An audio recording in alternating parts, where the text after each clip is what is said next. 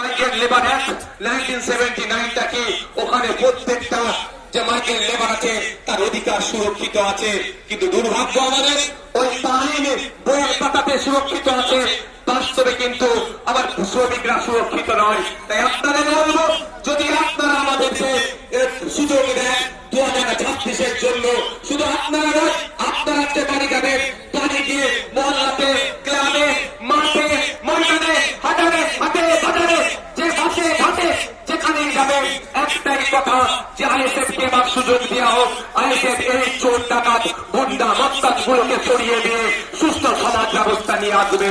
এই সমাজ ব্যবস্থায় সরকারি কর্মচারীরা তার হকের দিয়ে পাবে কেন্দ্রীয় সময়ে, যে সমাজ ব্যবস্থায় শূন্য পদগুলো পূরণ হবে, বেকারত্ব দূরে সরানো হবে, যে সমাজ ব্যবস্থায় আইএসএফ বিচার হবে, তামান্নার বিচার হবে, তিরস্তার বিচার হবে, যে সমাজ ব্যবস্থায় নারীরা তার অধিকার পাবে, যে সমাজ ব্যবস্থায় মজুর কৃষকদের তার উৎপাদিত ফসলের দাম পাবে, যে সমাজ ব্যবস্থায় আমি আপনি মেহনত করছি, আমার আপনার শ্রমের মূল্যায়ন হচ্ছে না, এই শ্রমের মূল্যায়ন হবে, মিনিমাম ওয়েজেসটা আমরা বাড়াবার ব্যবস্থা করব। যে সমাজ ব্যবস্থায় নারীদের হাতে শুধু 1000-1200 টাকা তুলে দেওয়া নয়, নারীদেরকে ক্ষমতায়ন করতে গেলে আমরা মনে করি কম করে 5000 টাকার ব্যবস্থা করতে হবে, সেই ব্যবস্থা আমরা নিয়ে আসবো। তবে 5000 টাকা দেওয়ার সাথে সাথে রাজ্য কিছু কাজ বুঝে নেবে। এই সুস্থ সমাজ ব্যবস্থা আনবো, যেখানে বর্ণগত, জাতিগত, ধর্মগত, নারী পুরুষের কোন ভেদাভেদ থাকবে না, যেখানে সবাই আমরা মানুষ, আমাদের সামাজিক পরিচয় আমরা যেটা সেটা নিয়ে মাথা তুলে বেঁচে থাকবো, সেই সমাজ ব্যবস্থা নিয়ে আসবো। বাংলার মানুষ যদি 2026 লোক বিধানসভা নির্বাচনে আমাদেরকে সুযোগ দেয়, তবে আপনাদের উপস্থিতি প্রমাণ করে দিচ্ছে যে বাংলার অলিতে গলিতে ইন্ডিয়ান সেকুলার ফ্রন্টে যে জয়জয়কার হবে, সেটা আপনাদের উপস্থিতি আছে কিন্তু প্রমাণ করে দিচ্ছে। আপনারা মাঠে যারা আছেন, আপনারা হয়তো বাইরে যেতে পারছেন না, আমি তো একটার পরে এখানে এসেছি, আমি বাইরের অবস্থাটা একটু ঘুরে ঘুরে দেখছিলাম। আপনারা এখানে যেরকম মানুষ আছে, এর কয়েক গুণ বেশি মানুষ বাইরে শুধু ঘুরছে, জায়গা পাচ্ছে না বলে। আপনাদের ঘোষণা অনুযায়ী আমি গত বছর ঘোষণা দিয়েছিলাম, আমরা বলেছিলাম আমরা চেষ্টা করব কলকাতায় ব্রিগেডে করা, কিন্তু আমরা যখন অ্যাপ্লিকেশন করেছি আমাদেরকে জানানো হয়েছে এই সময় এই আর্মিদের কোন একটা ট্রেনিং চলছে, সেই মার্চ মাস পর্যন্ত ব্রিগেড ময়দান দেওয়া যাবে না, সুতরাং আমরা সেখানে বুক করতে পারিনি, ফলে আমরা এখানে বুক করেছি।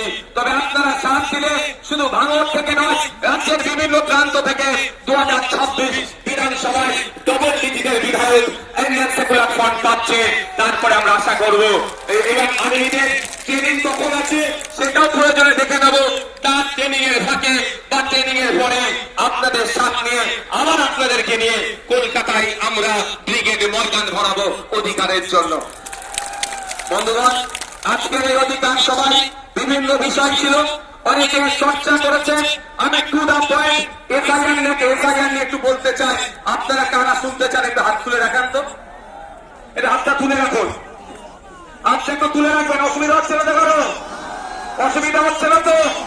ইভিএম মেশিনের সামনে গিয়ে কাম চিহ্নটা দেখবো, আর সেখানে কাম চিহ্ন থাকবে না, আমাদের নেতৃত্বরা যেটা বলবে সেখানে আমরা বড় অন্য কোন গুদামে হাত দেওয়ার দরকার নাই। আমি এসআইআর নিয়ে কুটি কয়েক কথা বলবো বলে আমি বক্তব্য শেষ করে দেবো। আমি কথা দিয়েছিলাম শীতকালের বেলা সকাল সকাল আসুন, সকাল সকাল ছেড়ে দেবো, কথা দিয়েছিলাম তো।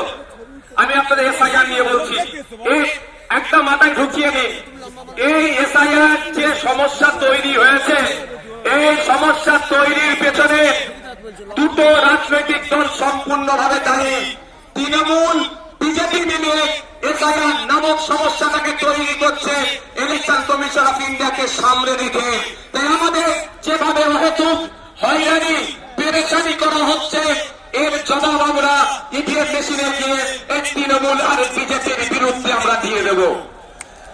আমি প্রমাণ দেবো আপনাদের, প্রমাণ ছাড়া আমি কথা বলি না, আমি প্রমাণ দিয়ে দেবো একটা একটা করে। যদি আপনাদের শোনার এনার্জি থাকে আমি তাহলে শোনাবো।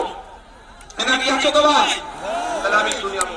একটু পোলটা খোলা দরকার, সাপ হয়ে কামড়াচ্ছে আর ওজা হয়ে ছাড়ার চেষ্টা করছে, শান্তিও করতে হবে আর কামড়ানোতে আসার আগে তাকে ধরে নিতে হবে। আপনাদের মাঝে বলে রাখি, 2021 নির্বাচন পার হয়েছিল, সিএ এনআরসির ভয় দেখিয়ে সিএ এনআরসি করে দেশ থেকে তাড়িয়ে দেবে